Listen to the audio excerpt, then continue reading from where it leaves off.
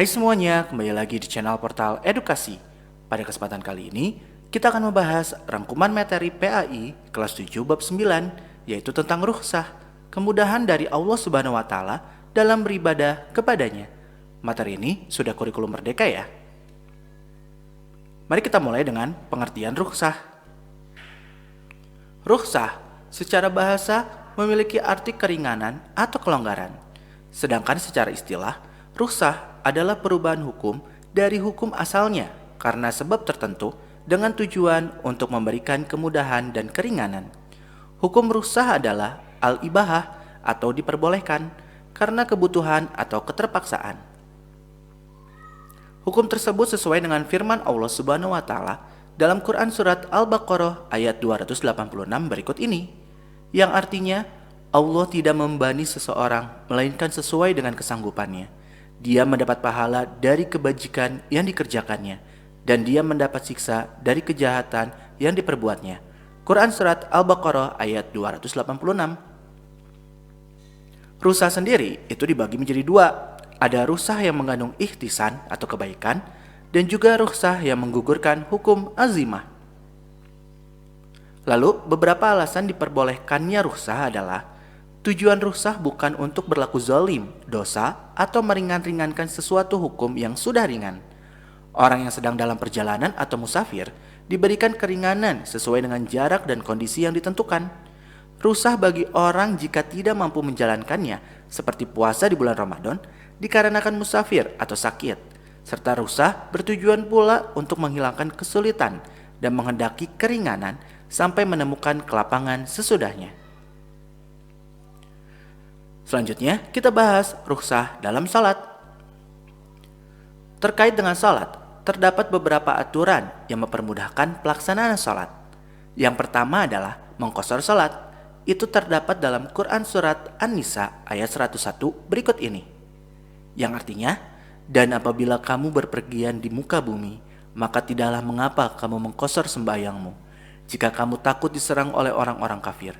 Sesungguhnya orang-orang kafir itu adalah musuh yang nyata bagimu. Quran surat An-Nisa ayat 101. Berikutnya adalah menjamak salat.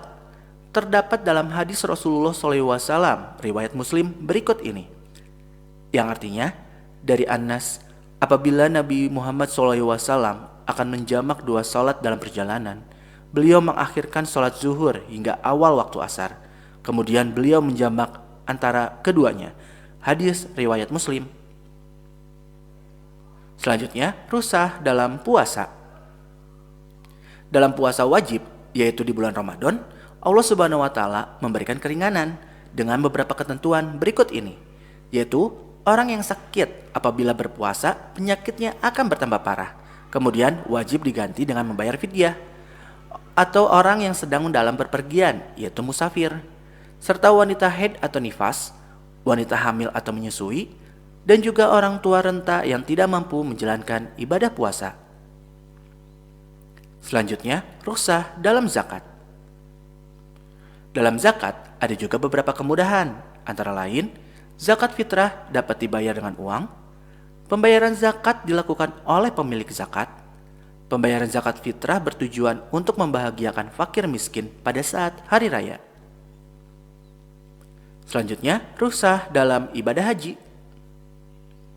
Kemudian dalam ibadah haji, beberapa kemudahannya antara lain, ibadah haji diperuntukkan hanya bagi orang yang mampu. Haji dilaksanakan sekali seumur hidup. Pelaksanaan ibadah haji boleh ditunda meski sudah mampu.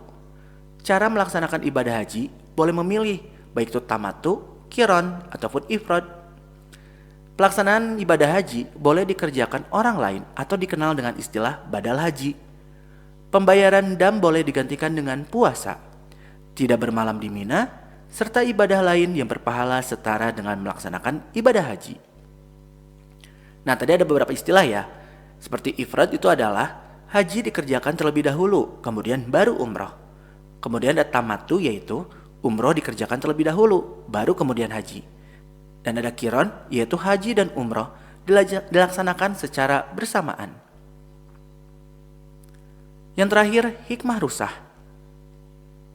Beberapa hikmah dari rukhsah adalah mempermudah pelaksanaan syariat Islam, pembuktian bahwa syariat Islam tidak kaku dan tidak pula ekstrim, menguatkan istiqomah dalam ibadah dan cinta ajaran Islam, serta mendorong sikap saling disiplin dan saling menghargai.